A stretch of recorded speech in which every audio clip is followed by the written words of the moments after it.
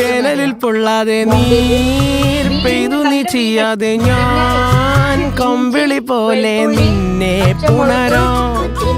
ഞാൻ നിന്നുടെ മാറത്തു മെല്ലെ വേരുകളാഴ്ത്തിടാം. നിൻ ഹരിത പരവതാനിയാവാം.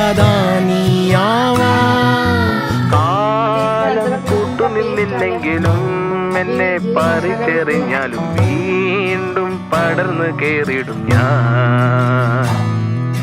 കാലം കൂട്ടുനിന്നില്ലെങ്കിലും എന്നെ പറിച്ചെറിഞ്ഞാലും വീണ്ടും പടർന്നു കേറിടും ഞാൻ.